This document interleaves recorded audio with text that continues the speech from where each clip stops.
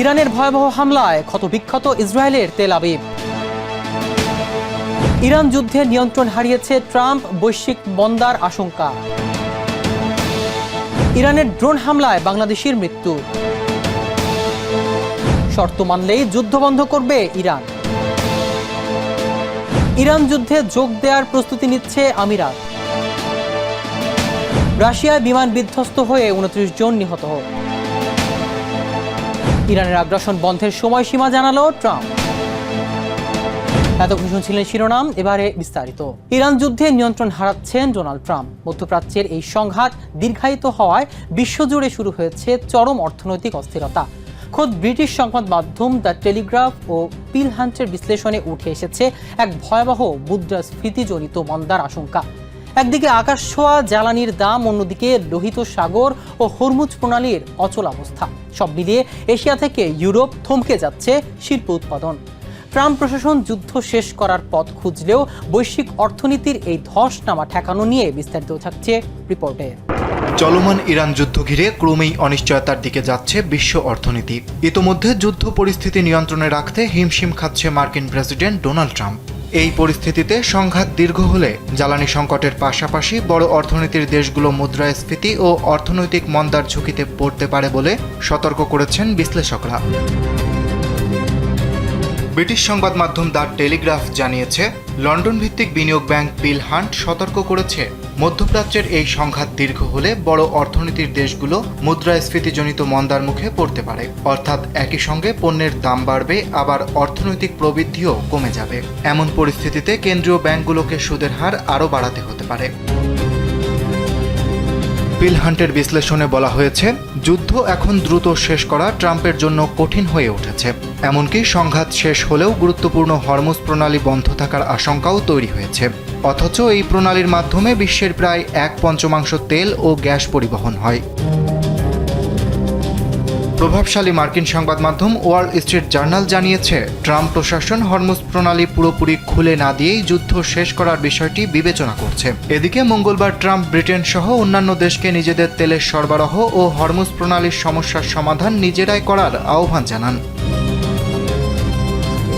পিল হান্টের প্রধান অর্থনীতিবিদ ক্যালাম পিকারিং বলেন, যুদ্ধের কারণে জ্বালানি খাতে যে ধাক্কা লেগেছে তা ইতোমধ্যে পশ্চিম থেকে পূর্বে ছড়িয়ে পড়েছে। এশিয়া ও অস্ট্রেলিয়ার কিছু এলাকায় শিল্প উৎপাদনও বন্ধ হয়ে গেছে। একই পরিস্থিতি ইউরোপে তৈরি হলে বৈশ্বিক মন্দার আশঙ্কা আরও বাড়বে। অফিসিয়াল তথ্য অনুযায়ী মার্চ মাসে ইউরোজোনে মুদ্রাস্ফীতি 1.9% থেকে বেড়ে 2.5% দাঁড়িয়েছে, যা 2022 সালের পর সবচেয়ে বড় বৃদ্ধি। এর মূল কারণ জ্বালানির দাম 4.9% বেড়ে যাওয়া। এদিকে কনসালটেন্সি প্রতিষ্ঠান ক্যাপিটাল ইকোনমিক্স বলেছে, যদি ইয়েমেনের সশস্ত্র গোষ্ঠী লোহিত সাগরে জাহাজে হামলা বাড়ায়, তাহলে বৈশ্বিক মন্দার ঝুঁকি আরও তীব্র হবে। এমন পরিস্থিতিতে ব্রিটিশ প্রধানমন্ত্রী কিয়ার স্টারমার ব্যবসা প্রতিষ্ঠানগুলোর প্রতি আহ্বান জানিয়েছেন, বাড়তি চাপের থেকে জনগণকে রক্ষা করতে যেন তারা সরকারের সঙ্গে কাজ করে। তার ভাষায়, এই সংকট মোকাবেলায় সরকার একা কিছু করতে পারবে না। অরিত্র বাসু, কালবেলা। মধ্যপ্রাচ্যের চলমান ইরান যুদ্ধের আজ এবার লাগলো প্রবাসীদের গায়ে। সংযুক্ত আরব আমিরাতের ফুজাইরাহতে ইরানের ড্রোন ভূপাতিত করার সময় এর ধ্বংসাবশেষ পড়ে প্রাণ হারিয়েছে এক বাংলাদেশি শ্রমিক। বুধবার গালফ নিউজের এক প্রতিবেদনে জানানো হয়, দেশটির আকাশ প্রতিরক্ষা ব্যবস্থা একটি ড্রোন শনাক্ত করে তা আল রিফা এলাকায় প্রতিহত করলে এই দুর্ঘটনা ঘটে। নিহতের পরিচয় এখনও নিশ্চিত না হওয়া গেলেও ঘটনাস্থলে কাজ করছে স্থানীয় নিরাপত্তা বাহিনী। আরব আমিরাতের থাকা বাংলাদেশিদের মধ্যে এই ঘটনায় ছড়িয়ে পড়েছে চরম আতঙ্ক। বিস্তারিত রিপোর্টে। সংযুক্ত আরব আমিরাতের ফুজাইরাহে দেশটির প্রতিরক্ষা বাহিনীর গুলি করে নামানো একটি ড্রোনের ধ্বংসাবশেষ পড়ে একজন বাংলাদেশি নাগরিক নিহত হয়েছেন। তবে তার পরিচয় এখনও জানা যায়নি। বুধবার প্রকাশিত এক সরকারি বিবৃতিতে এ তথ্য নিশ্চিত করেছে দেশটির কর্তৃপক্ষ।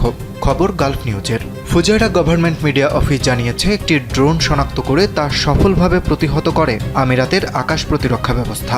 তবে ড্রোনটি ভূপাতিত হওয়ার পর এর ধ্বংসাবশেষ আল রিফা এলাকার একটি খামারে গিয়ে পড়ে।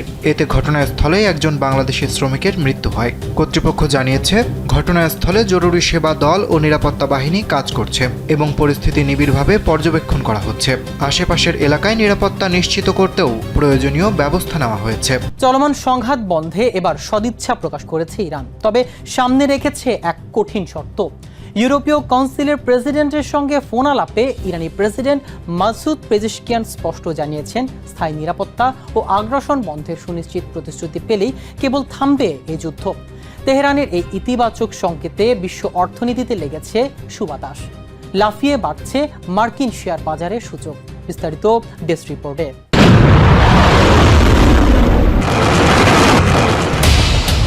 চলমান সংঘাত অবসানে এবার সদিচ্ছা প্রকাশ করেছে ইরান, তবে জুড়ে দিয়েছে একটি কঠিন শর্ত।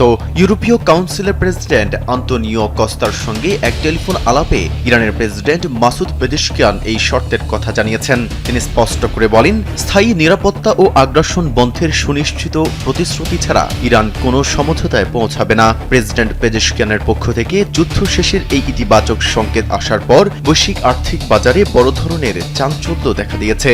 বিশেষ করে মার্কিন শেয়ার বাজারে সূচকগুলোর ব্যাপক উত্থান ঘটেছে। ইরান দীর্ঘদিন ধরে দাবি করে আসছে, কেবল সামরিক যুদ্ধ বিরতি নয়, বরং দীর্ঘমেয়াদী স্থিতিশীলতাই তাদের মূল লক্ষ্য। আন্তর্জাতিক বিশ্লেষকদের মতে তেহরানের এই শর্ত পূরণ হলে মধ্যপ্রাচ্যের রণক্ষেত্রে বড় ধরনের পরিবর্তন আসতে পারে।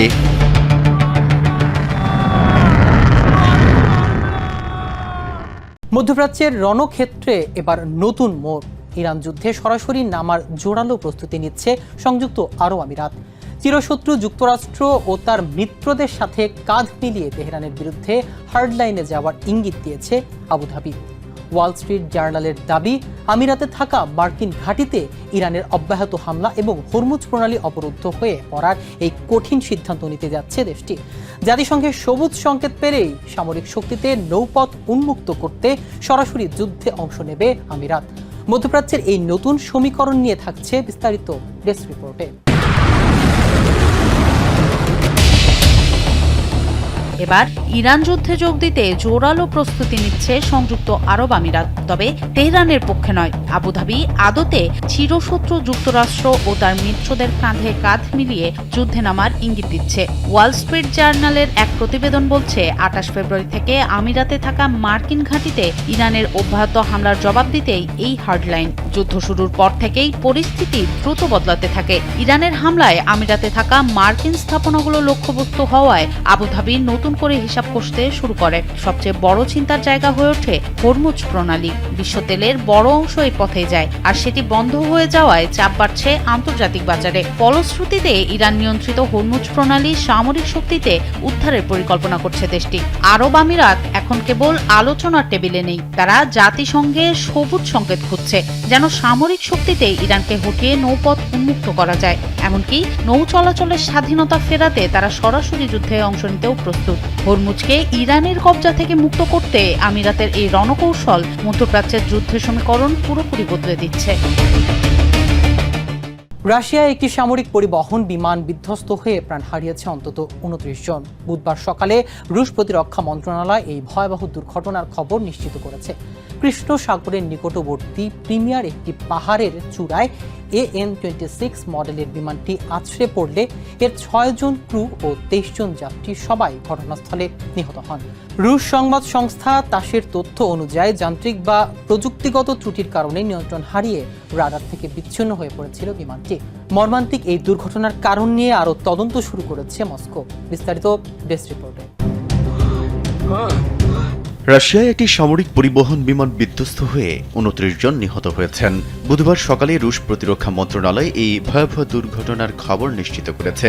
কৃষ্ণ সাগরের নিকটবর্তী ক্রিমিয়ার একটি পাহাড়ের চূড়ায় AN-26 মডেলের বিমানটি বিধ্বস্ত হয়। রুশ সংবাদ সংস্থা তাসের তথ্য অনুযায়ী মস্কোর স্থানীয় সময় অনুযায়ী ৩১ মার্চ রাত ৮টার দিকে বিমানটি রাডার থেকে বিচ্ছিন্ন হয়ে যায়। দুর্ঘটনায় বিমানে থাকা ৬ জন ক্রু এবং ২৩ জন যাত্রী সহ মোট ২৯ জনের সবাই প্রাণ হারিয়েছেন।